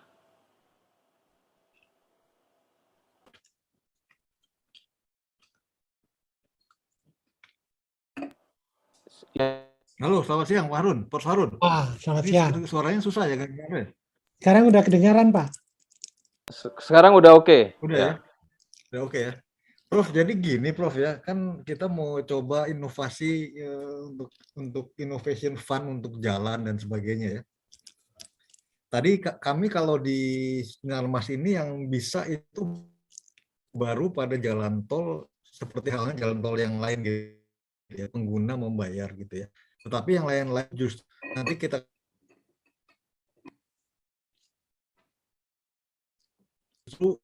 kasih contoh yang curhatan kita lebih besar perawatan gitu ya, perumahan dan lain-lain itu bisa berjalan gitu. Agak putus-putus ya Mas? Itu kan pembanggaran kita gitu ya. Nah, kenapa? Agak putus-putus, kurang dekat kali mic-nya.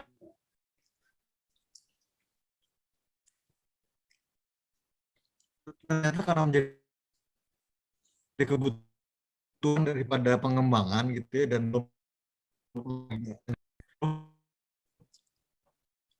ini karena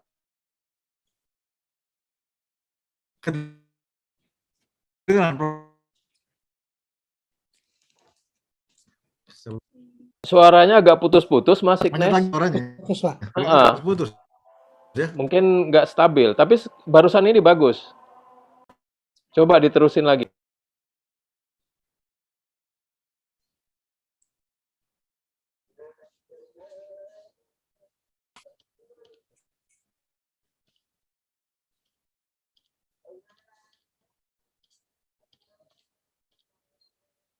Nggak dengar. Nah, saya nggak dengar, Pak Mas Ignes nggak dengar, tapi Mas Ignes dengar suara azan ya, kenceng. Dari kompleks saya udah masuk zuhur. Silakan Mas Ignes, silakan. Ya, Bagus. ya. Jadi untuk pembangunan stasiun ini ya terpaksa kemudian dilakukan pengembangan oleh kami sendiri gitu ya. Nantinya dihibahkan kepada pemerintah gitu ya. Tapi memang kan ini kan sebenarnya kan benar murni public use ya. 100% itu penggunaan publik ya untuk stasiunnya gitu ya. Ada pihak-pihak lain yang jadi free rider gitu. Tiba-tiba langsung mau bikin satu hubungan jembatan ke stasiun gitu ya. Jadi yang kita inginkan sebetulnya ada semacam ya sharing daripada pihak-pihak yang ikut menikmati seperti halnya yang ingin dilakukan pemerintah gitu ya. Kita merasakan juga ini harusnya ada aturan sehingga kalau kita menjadi satu inisiator kemudian diatur kemudian pihak-pihak tertentu itu melakukan pembayaran gitu ya dan sebagainya gitu ya. Seperti itu gitu ya. Jadi memang nggak seperti yang tadi Prof bilang, fund itu yang saya lihat baru di sawit, Pak. Sawit itu bisa ada tuh dana dari sawit diambil dana dari hasil ekspor ya, diambil kemudian digunakan sebagai dana sawit lalu digunakan untuk pengembangan sawit gitu. Itu kok bisa gitu ya? Nggak usah masuk ke negara dulu gitu. Nah itu bisa nggak di jalan-jalan itu yang untuk perawatan juga atau untuk sarana-sarana yang untuk publik itu juga ada semacam pola-pola yang dikembangkan seperti itu gitu. Saya lihat di Thailand juga ada dana dari minyak ya, minyak dikutip sekian sen, kemudian masuk ke SDM sana bisa untuk energi terbarukan atau menghibahkan atau dan lain-lain gitu ya, yang berkaitan dengan pengembangan energi gitu ya. Jadi dana itu bisa diambil kemudian di dalam satu pot kemudian untuk tujuan itu gitu. Jalan misalnya untuk tujuan jalan, misalkan stasiun diambil dana untuk pengembangan stasiun dan sebagainya. Kita harusnya bisa itu, Prof. Bagaimana caranya ya? Seperti itu bisa dilakukan gitu. Pak Max silakan, ini earmarking, istilahnya dedicated tax ya yang ditanyakan Mas Ignes. Ya, betul. Kalau ada tanggapan. Saya kira dalam pengalaman internasional memang banyak Pak Ines yang bisa kita tiru, tapi masalahnya kalau kita tiru itu jumlah yang kita terima itu ya sebagai bagian aja, bukan secara keseluruhan yang kita ini kan. Atau ini hanya untuk jalan-jalan, bukan jalan desa, mungkin di bawah jalan desa lagi. Itu mungkin bisa kita lakukan. Tapi tidak untuk jalan kabupaten yang panjangnya sekian ratus kilometer, sekian ratus ribu kilometer. Itu perlu satu struktur yang sangat terorganisir benar gitu Pak Ines.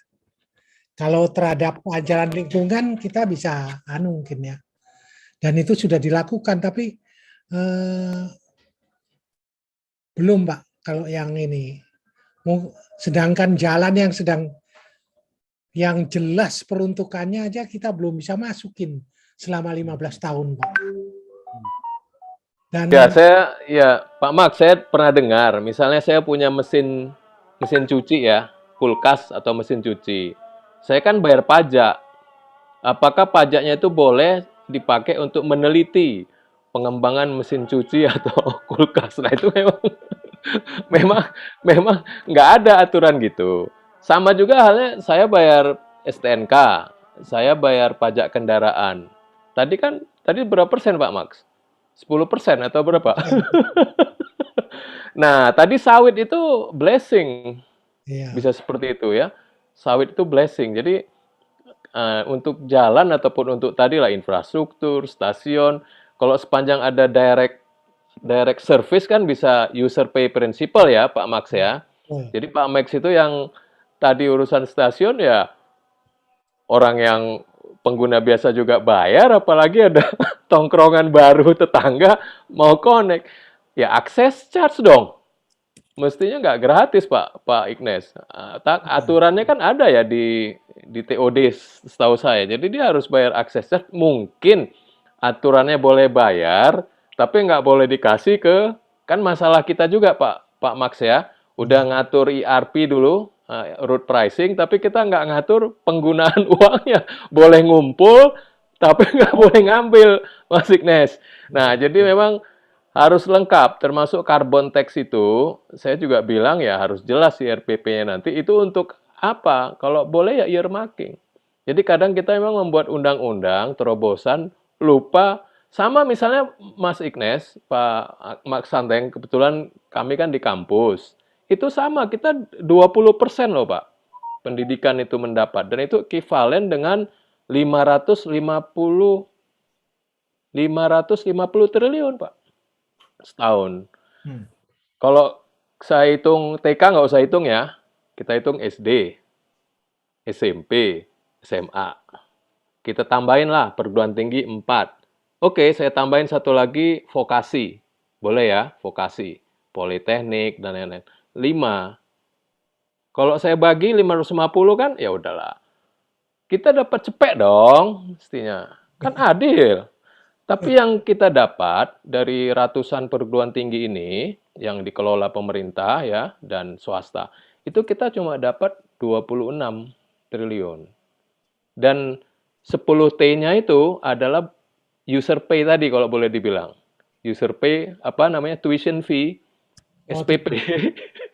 Jadi negara ini hanya memberi 16 triliun kepada perguruan tinggi.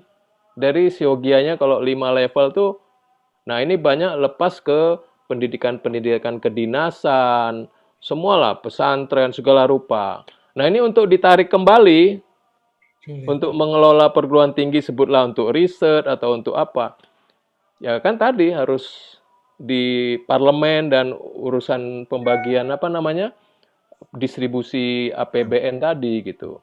Jadi itulah ini kadang kita overshoot bagus. Saya nggak tahu kesehatan berapa persen, 10% atau 5%. Apakah betul itu terukur gitu. Jadi kalau boleh dibilang 20% itu, wah kita nggak berhasil memanfaatkan 20% membuktikan kita dikasih uang banyak, tapi membuat pendidikan kita baik. Buktinya kita melorot semua.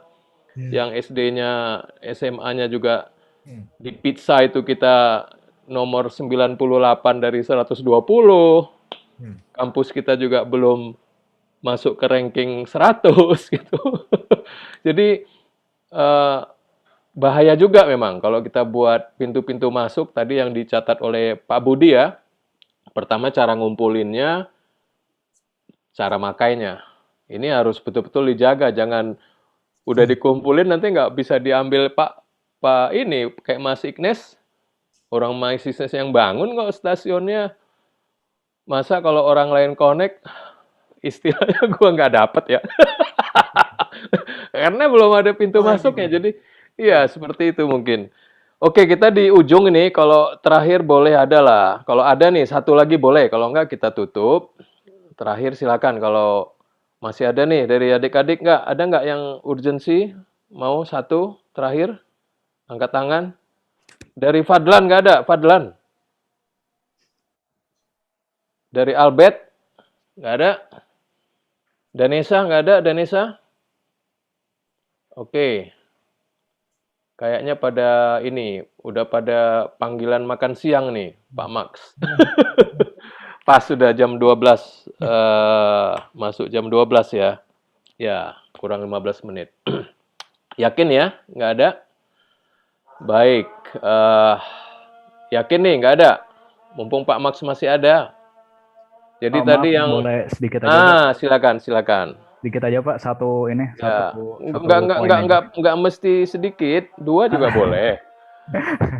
Enggak, Pak. Nah. Masalah ini, Pak, terkait tadi kan sempat di mention sedikit gitu terkait kendaraan listrik, Pak, yang di kerangka undang-undangnya masih belum ini ya, masih belum terjelaskan gitu, Pak. Kalau dari PPT dari presentasi sendiri tadi ada aspek pajaknya gitu, Pak. Mungkin boleh ini Pak ada penjelasannya gitu seperti apa gitu nanti struktur aspek pajaknya, apakah ini kan kalau kita lihat lihat yang baru ini dari tax carbon tax gitu ya Pak. Cuman kalau kendaraan listrik itu nanti seperti apa Pak, mau di ini ya, modelnya tuh seperti apa yang mau ditarik dari pengguna kendaraan listrik? Apakah kita tahu sendiri kan mungkin kita ingin memacu penggunaan kendaraan listrik, namun balance-nya itu nanti takutnya kalau misalnya terlalu tinggi mungkin orang-orang jadi malah tidak mau menggunakan kendaraan listrik gitu. Tapi di saat yang sama kita juga butuh pendanaan tadi untuk road fund ya, untuk maintenance dan pemeliharaannya itu. Kira-kira seperti apa Pak Max? Itu mohon pencerahan. Iya. Terima kasih. Iya, mungkin Pak Max nangkap pertanyaannya. Ya, apa namanya? Kalau kendaraan biasa kan BPNKB, PKB dan lain sebagainya, terus yang mengenai tax untuk apa lingkungan nih apa ininya? Ya memang kalau ini dibiarkan, Pak, kalau menurut saya sih kerusakan atau apa ya pengotoran apa-apa yang menyebabkan kita terkena imbasnya gitu. Dan itu mungkin setiap kendaraan atau memiliki CC yang berbeda ya, anunya ya, yang akan membuat sebagai parameter pembayaran ya. Gimana Pak Harun? Ya, ya sebetulnya ada Perpres ya, kita percepatan kendaraan listrik udah 2 tahun. Ya, tapi Sebetulnya ya banyak peluang mainkan kantong kiri, kantong kanan fiskal betul. pemerintah untuk mengatakan kalau memang targetnya sekian sales kendaraan mobil atau motor pada tahun sekian 10, 15 dan seterusnya mau sebagai listrik kan gitu, termasuk juga komitmen kita di COP ya 26 kita masih bertahan 2060 ya, kalau negara lain 2050 untuk net zero gitu. Nah, sebetulnya memang yang dilakukan Cina, Taiwan ya, katakan di Asia lah untuk biarkan soalnya persoalannya kan kendaraan listrik itu memang jauh lebih mahal karena baterainya kan lebih mahal. Dan pemerintah biasanya di sana memainkan kantong kiri, kantong kanan. Ini dikasih subsidi biar turun harganya gitu kan yang kendaraan listrik, tapi yang bahan bakar ini yang fossil fuel ya dikasih racun lah dalam tanda petik. Dikasih racun, dikasih kesulitan. Tapi kan pada masuk pandemi ini kan kita lebih terakhir berpikir keekonomian. Sehingga memang terakhir kan pemerintah malah juga membantu yang ICE ini, internal combustion engine ya, atau fossil fuel untuk dari sisi fiskal dikurangin pajaknya dan lain-lain. Jadi memang ada sedikit inkonsistensi yang dilakukan untuk main kantong kiri, kantong kanan. Jadi sebetulnya tinggal main ambil dari kiri, kasih ke kanan kan gitu. Nggak semudahnya gitu, namun ya belum dilakukan ya. Jadi kita masih belum melihat ada konsistensi kebijakan untuk kendaraan listrik ini kecuali barangkali ya tadi yang kita sebut udah mulai carbon tax gitu ya. Tapi kalau untuk harga jual di showroom itu sama, gimana pemerintah bisa memberi subsidi, lalu sumber subsidinya diambil dari apa? Artinya pemerintah sebetulnya nggak ngeluarin apa-apa. Nah, ini kan ada lobby-lobby industri tentunya yang kita nggak bisa menutup mata karena mereka udah berinvest di bengkel atau jaringan pabrik untuk ICE ini cukup besar barangkali sehingga memang tidak mudah jalan untuk mempercepat namanya transisi kendaraan listrik. Memang kita udah siap-siap bisa berproduksi ya baterai. Tapi kalau memang baterai ini bisa kita tekan dan harganya turun, belum tentu loh. Karena mungkin bisa jadi barang ekspor kalau kita murah karena dibeli orang lain gitu. Apakah kita akan menikmati kendaraan listrik gitu ya? Artinya bisa murah? Ya, pertanyaan juga gitu. Karena beberapa kali memang energi-energi kita termasuk ya yang banyak dan agak murah itu ya banyak diekspor kan gitu. Makanya perlu ada domestic market obligation nanti kalau kita berhasil menemukan dan memproduksi baterai khususnya untuk kendaraan ya khususnya gitu mestinya ada kewajiban domestik untuk digunakan untuk kendaraan listrik di tanah air biar ada meningkatlah uptake ya atau populasi dari kendaraan listrik. Jadi transport ini ada 28%, 32% menyumbang emisi ya selain mungkin dari industri ya termasuk juga kehutanan. Jadi memang kembali ke road fund ya kalau menurut saya road fund ini sayanglah kalau artinya sumber yang paling beralasan untuk menambah tadi atau mengurangi juga hal-hal yang kita lihat di lapangan yang semakin menjadi bom waktu kerusakan jalan. Jadi memang perlu ada upaya tadi yang mungkin Pak Max ya bilang ya upaya sosialisasi. Namun seperti apa gitu mungkin perlu dirumuskan. Baik kita kalau nggak ada lagi kita kasih kesempatan Pak Max ya untuk membuat semacam closing statement nih. Mudah-mudahan kita ketemu hari ini ada kawan-kawan ini adik-adik kan menyebar nih ada yang di Kalimantan, ada yang di Lampung.